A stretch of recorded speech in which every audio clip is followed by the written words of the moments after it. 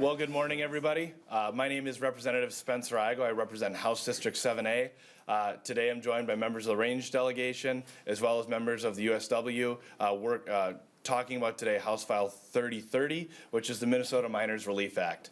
The bill was just heard today in the Labor Committee. It was laid over for possible inclusion or further action. The bill in front of us today does a couple things. The first part of the bill is extended UI benefits for the affected workers at Cleveland Cliffs facilities at Minorca and Hibtac up in Minnesota's Iron Range. There was a little over 600 workers that were announced that they were going to be laid off. And the Iron Range delegation sprung into action to support these workers, some of which are whom are standing behind us here today. We had a really good committee hearing, and the important part about the bill is that not only does it offer stability for UI and an extension so it doesn't run out at Christmas time this year, but it also includes two provisions. The first being a site-specific standard for sulfites, which has been a perpetuating issue down here at the Minnesota Capitol for the last decade. Earlier this week on Monday, there was a court ruling around this very issue that could affect another mine on the Iron Range. The time is now to act and make the MPCA make the rulemaking that is needed to provide security and stability for the future of Iron Range jobs for generations to come. The third part of the bill includes a provision on safe storage of reactive mine waste, which I know sounds like a very scary term, but is actually quite the contrary.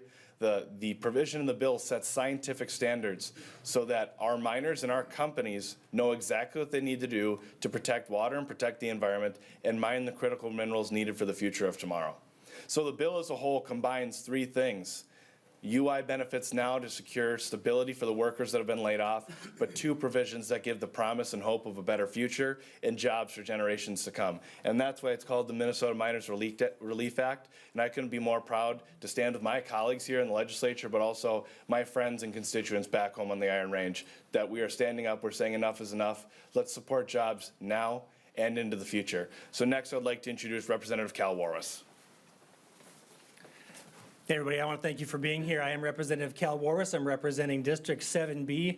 And for the first time, I think in many, many years, this district is represented by a steelworker. I'm a 29-year miner this month, and so I very much feel what's happening with my brothers and sisters behind me, many of my constituents that are losing their jobs because of our economy right now. And this bill brings forward some very important provisions that are going to provide hope for our steelworkers going forward. The Iron Range is a very unique place, and when we lose 600 jobs, there isn't another 600 jobs, good paying, family sustaining jobs for these people to go to. So the UI benefits are very important, but these other pieces that Representative Igo just brought forward are critical to making sure that we have hope for the future and opportunity for the people of the Iron Range as we move throughout history. Our kids and our grandkids, if we want to sustain the Iron Range, we need to expand our opportunities, and it's time to put certainty into this process. I'm proud to co-sponsor with my friend and colleague Spencer Igo and so many of those behind me, and we just need to get this done. And I would like to introduce to you Al King of the Minorca Mine. He is the president of Local 6115. Thank you, Cal.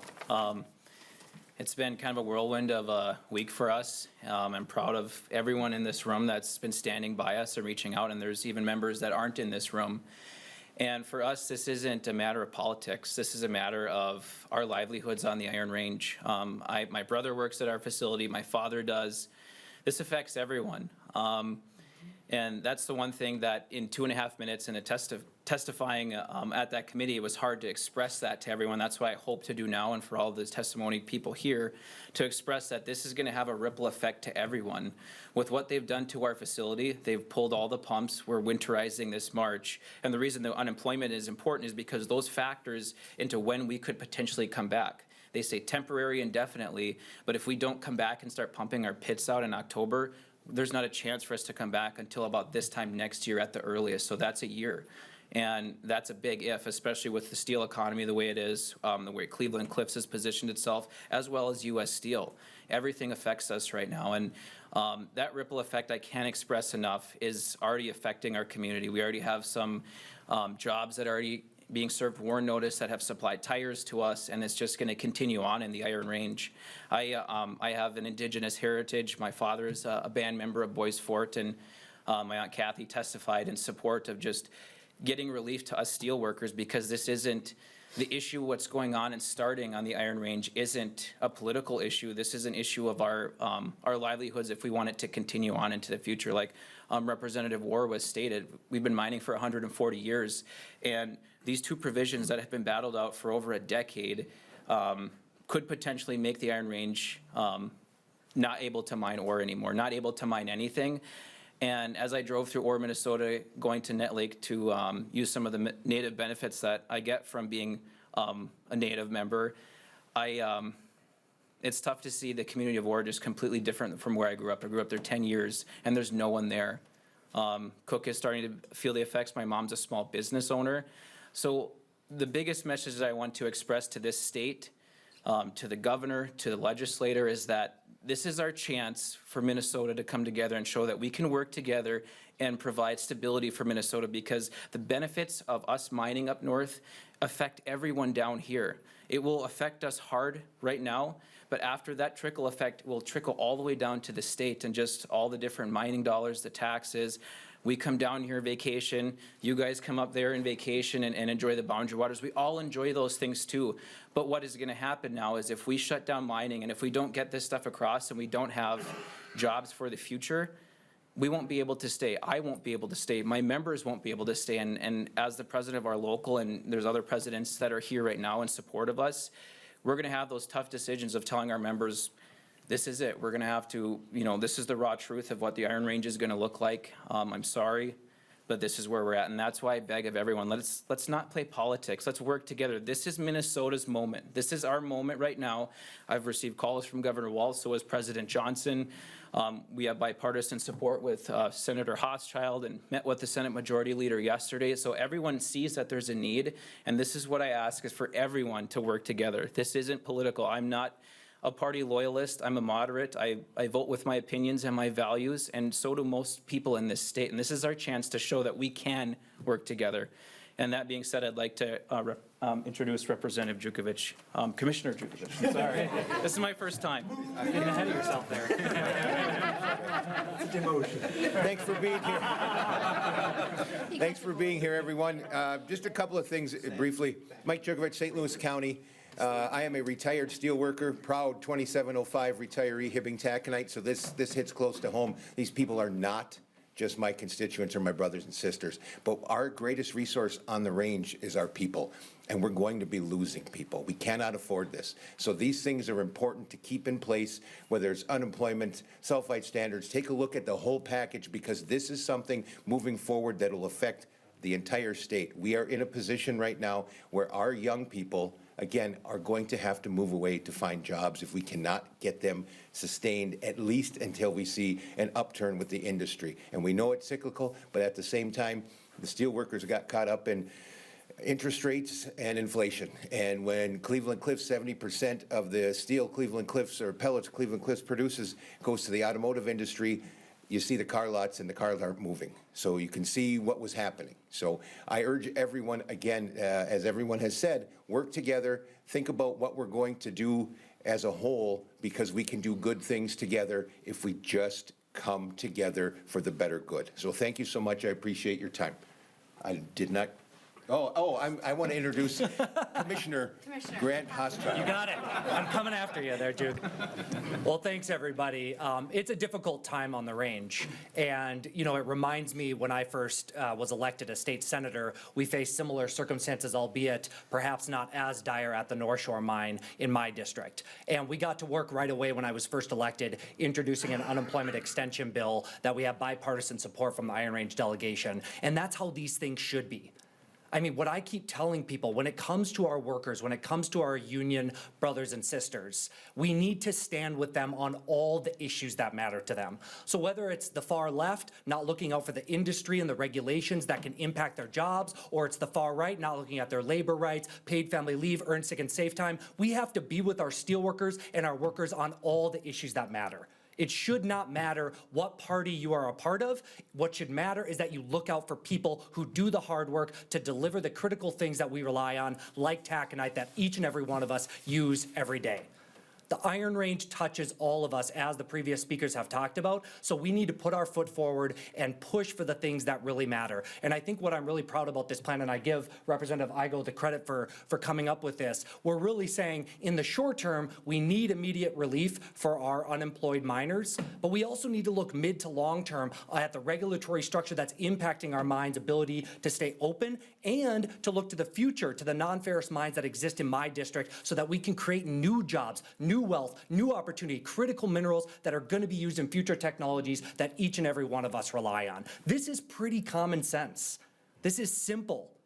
We should be able to do this if we come together and work bipartisanly. Look, the sausage making is never pretty, but I can guarantee you that the Iron Range delegation is standing together on this, and in the Senate, Senator Farnsworth and I, who's going to speak next, are going to work together to try our best to advance the things that matter to our steelworkers, because that's what we do as an Iron Range delegation. I appreciate the effort that we're putting forward. I appreciate, despite the difficulties that these workers are facing, that they're coming down here and advocating for themselves. So we're going to push as hard alongside them, and with that, I'll invite Senator Farnsworth to give remarks as well.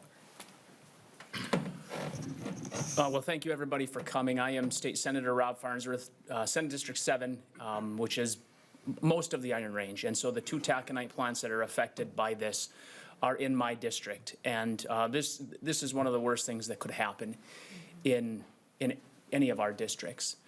I grew up on the Iron Range in the 1980s. My dad actually, he worked at Minorca for 33 years. He actually worked with Al's dad.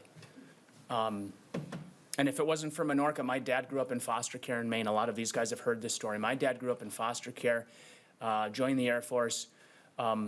If they hadn't moved up to Minnesota and he got that job, I don't know where I would be. Everything I have is because of mining. Everything I have is because of the job that my dad had for 33 years at Minorca. And we lived through the downturn of the 1980s, and I don't want anybody on the Iron Range to have to live through that again, because that was a tough time.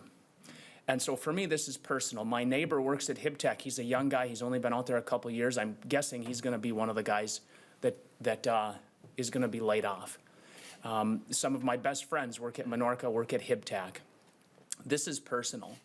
This is people's lives. These are people with children that they have to take care of. And so it's important that we do this.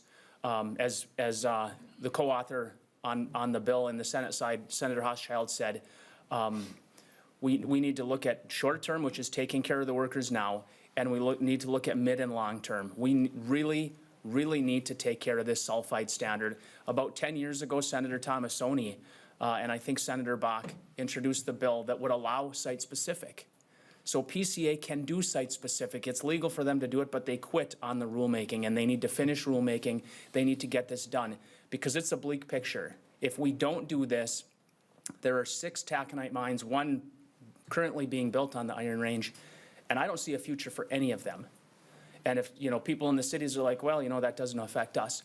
Mintac adds about $25 to $30 million every single year to the Permanent School Trust Fund. Mining has funded 80% in the Permanent School Trust Fund. The ports of Duluth, any Duluth legislator should support this, because if the taconite pellets stop flowing to Duluth, the Duluth port shuts down. So it should be bipartisan support for this bill to make sure that the mines stay open, that the moms and dads that are working at the mines can support their children, they can support their families, and we can all have that good life that everybody has talked about. So is there anybody else after this, or you're going to close it out? Or all right, so back to you. Thank you. If there's any questions, we'll take a few of those now. Based on what you guys have heard from colleagues, specifically here in the Metro, how are you feeling about the bill's chances of getting passed this year? I think the bill has a really good chance, right? It sounds like there's immense bipartisan support for the UI, which is incredible. And now it's working on educating what the other parts of the bill do. And really, I want to make it really clear.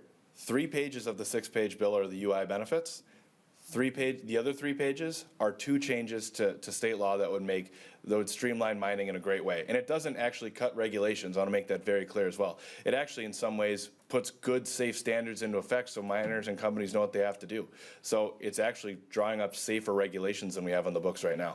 Is there any chance that the policy provisions that are being included could threaten the bill's chances of passing? I don't think they threatened it at all. No. It was made very clear today, just in the committee even, that there's huge support and behind the UI extension. We will get the UI extension done. Does the power sharing agreement in the House help the odds this year? Oh, I think absolutely, right? It was talked about when the House became tied that every legislator has a unique set of power. And this is actually a place where the range delegation knows how to operate and has a history of operating very successfully. And that's why we're here standing in front of you today to make a difference and say enough is enough. How much do targets help with, being able to get this, put forward this week? Right, yeah, so budget targets, we're working on getting a fiscal note on what the UI part is going to cost. Estimates for us right now are between $10 and $12 million that would affect the UI trust fund. The other parts of the bill are simple, small targets, as it would just be slight changes in state statute that our state agencies would have to implement, so nothing major. And it fits into what the House and Senate have put forth for targets? Yes, it would, yes. How concerned are you about the potential impact of the Trump administration's auto tariffs on domestic steel, and do you support the administration's approach? Yeah, so in regards to that question, the price of steel is rising, which is a good thing for the people of the Iron Range. That's what matters most. I think we heard from Commissioner Yugovich on that the best when he was saying the big thing right now is the rising interest rates and inflation have stalled the auto market from people purchasing cars. If we want to make a difference right now, people need to get out there and purchase cars, not to steal your line, Commissioner Jugovich, but that's what people. That's what this comes down to. Well, if there's no more questions, I want. Oh. No, thanks for your time. I wanted to leave with one thing. There's something I heard from a steel worker who told me a long time ago. Their grandfather told their father that told them, in regards to the Iron Range, even when they try to crush us, we turn into steel. And that's what this group of people behind you are doing right now. And we're standing strong. We're going to protect workers now and into the future. Thank you for being here.